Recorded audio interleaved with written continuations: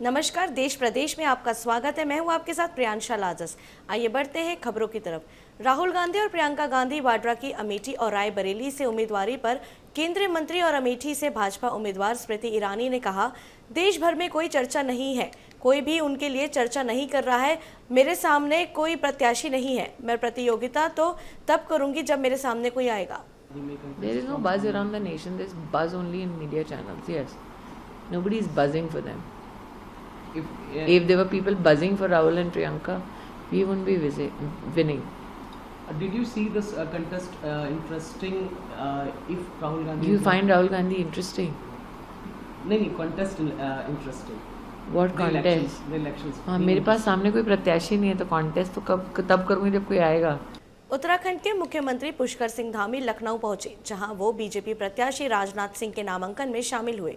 इस दौरान उन्होंने कहा कि लखनऊ में आज राजनाथ सिंह का नामांकन था, उसमें भाग लेने के लिए मैं यहां आया था। उन्होंने कहा कि जिस तरह आज हर एक वर्ग का उत्साह देखने को मिला, उससे ये स्पष्ट है कि 4 जून को क्या नतीजे आने वाले हैं। महासंग्राम में लखनऊ में आज माननीय राजनाथ सिंह जी का नामांकन समारोह था, नामांकन उनका हुआ। उस नामांकन में भाग लेने के लिए मैं लखनऊ में आया था। आज देखा जिस प्रकार से पूरे लखनऊ की सड़कों पर, क्योंकि मैं उनके पिछले नामांकन में भी था, 2014 में भी और 19 में भी। इस बार जिस प्रकार का उत्साह हर एक वर्ग का यहां पर दिखाई दिया, वो निश्चित रूप से आने वाले समय में जो 4 जून को परिणाम आने वाले हैं, उस परिणाम का एक स्पष्ट प्रमाण है कि परिणाम किस दिशा में आने वाले हैं। कर्नाटक के कुलबर्गी में कांग्रेस के राष्ट्रीय अध्यक्ष मल्लिकार्जुन खड़गे ने जनसभा को संबोधित किया। यहां उन्होंने ये बयान दिया कि मैं यही कहने आया हूं कि कांग्रेस किसी का मंगलसूत्र छीनने वाला नहीं है, हमने अपने लोगों को खोया है। बता दें कि प्रधानमंत्री नरेंद्र मोदी ने अपनी चुनावी सभा में कांग्रेस पर निशाना साधते हुए मंगलसूत्र छीनने की बात कही थी, जिसके बाद से ही इस बयान पर सियासत जारी है। ये तो डेमोक्रेसी है और डेमोक्रेसी में इसको कांग्रेस पार्टी कभी नहीं ऐसा वक्त आने नहीं देगी। अगर वो भी करना चाहते हैं तो हम रोक देंगे और उनको बताएंगे उनका रास्ता क्या है।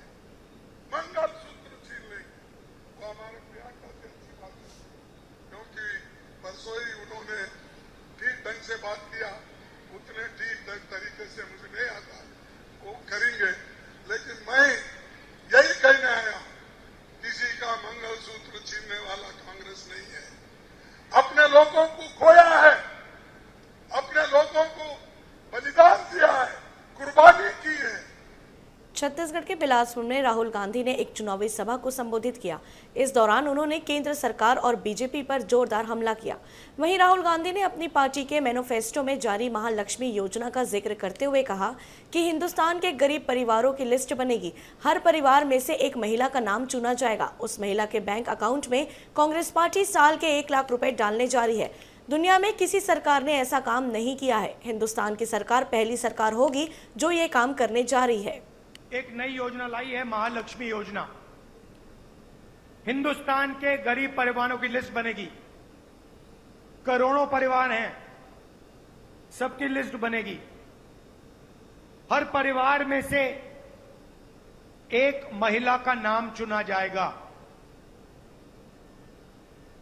किसान परिवार होंगे, दलितों के, आदिवासियों के, गरीब जनरल कास्ट के, कारीगरों के, जो भी गरीबी रेखा से नीचे है, उनकी लिस्ट बनेगी। एक महिला हर परिवार में से चुनी जाएगी और फिर उस महिला के बैंक अकाउंट में साल के 1 लाख रुपए कांग्रेस पार्टी डालने जा रही है। बिहार में चुनावी सरगर्मी अपने चरम पर है। राजनीतिक पार्टियों के बीच वार पलटवार का दौरा जारी है। इसी बीच तेजस्वी यादव ने बिहार की एनडीए सरकार पर तंज किया है।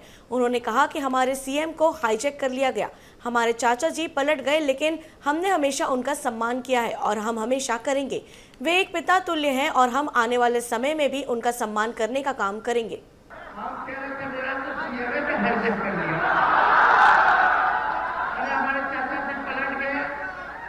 लेकिन फिर भी हमारा उनके प्रति सम्मान करेंगे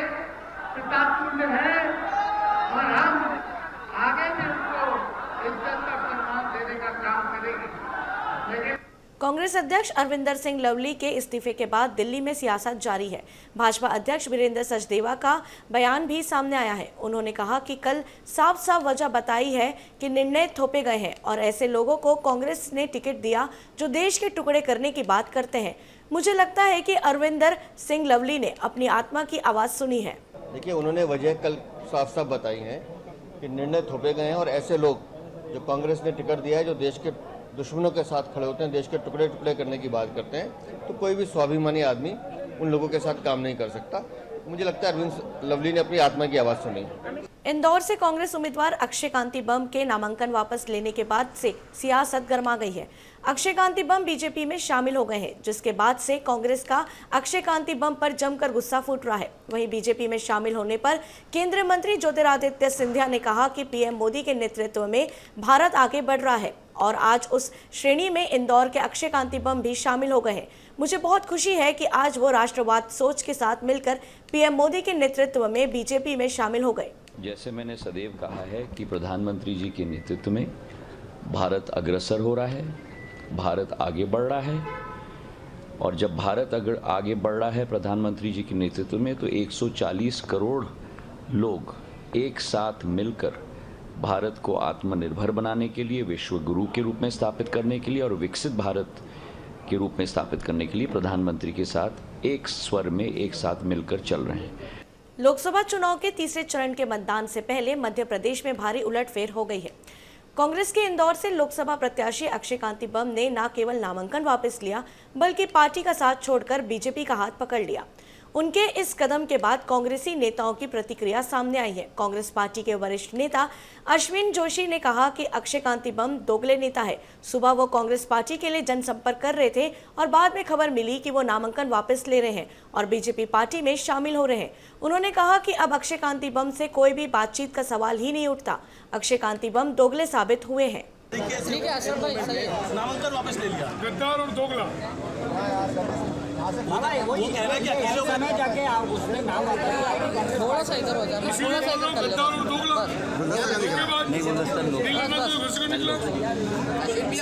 भाजपा के राष्ट्रीय अध्यक्ष जेपी नड्डा 2 मई को सिरोंज जा रहे हैं। तैयारियों की समीक्षा करने सोमवार को मंत्री प्रहलाद पटेल कार्यक्रम स्थल पहुंचे।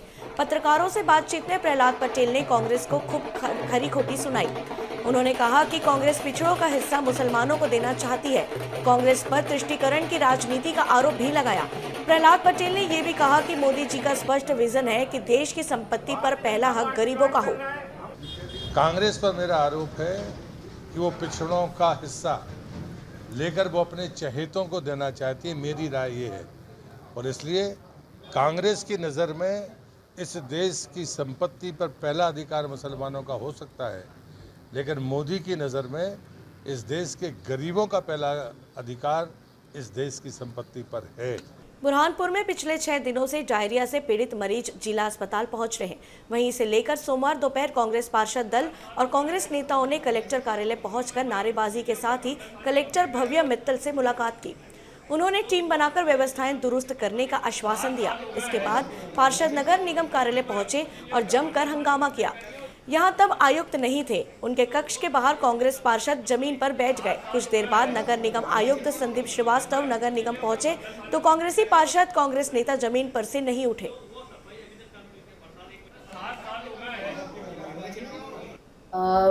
कुछ बच्चे पिछले 2-3 दिनों से जिला अस्पताल में आ रहे हैं जिनको डायरिया की प्रॉब्लम आ रही है। इसमें कुछ लोगों के द्वारा गंदे पानी का भी बात की जा रही है, क्योंकि हमें एग्जैक्टली आइडेंटिफाई नहीं हो पाया है कि डायरिया का कारण मुख्य क्या है। तो हम गंदे पानी पे भी एक्शन ले रहे हैं और बाकी चीज़ों पे भी एक्शन ले रहे हैं। गंदे पानी के लिए अभी हमने 5 से 6 इनिशिएटिव स्टार्ट किए हैं। 5 से 6 टीमें नगर निगम की अभी 5 टीमें फील्ड में गई हैं और जो लोकल लीडर्स हैं वहाँ पर और लोकल जनप्रतिनिधि भी हैं और लोकल अपने शिकायत करता है, क्योंकि घर घर जाके जो एरिया है उसको मैप कर रहे हैं। कहीं पर भी लीकेज का पता चलता है तो लीकेज को प्लग कर रहे हैं। कभी कभी हाउस सर्विस कनेक्शन जो है वो छूट जाते हैं ज़मीन पर और उसकी वजह से जब पानी का सप्लाई ख़त्म होता है तो गंदा पानी सेकेंड हो जाता है। देखिए, डायरिया की कंप्लेंट्स अभी 24 अप्रैल से आना चालू हुई थी। उस दिन से ही हमारे जो जनपदाय की टीम्स हैं वो सक्रिय हो गई थी। जिन क्षेत्रों से डायरिया की शिकायतें थी वहाँ सैंपलिंग कराई है पानी की। PHE की लेबोरेटरी में उसका टेस्ट भी कराया है, पानी की रिपोर्ट सभी नॉर्मल आई है। जिस तरह के केसेस आए हैं तो हॉस्पिटल से उनकी सूची ली है पेशेंट्स की, नगर निगम ने 6 टीम बनाई है और उन पेशेंट्स की सूची के हिसाब से उनके घर घर जाके उनके निजी नल कनेक्शन को भी चेक करा रहे हैं कि उनके निजी नल कनेक्शन के कारण कहीं कंटेमिनेशन तो नहीं हो रहा है। इस बुलेटिन में फिलहाल इतना ही। देश प्रदेश की खबरों के लिए देखते रहिए AB न्यूज़। नमस्कार।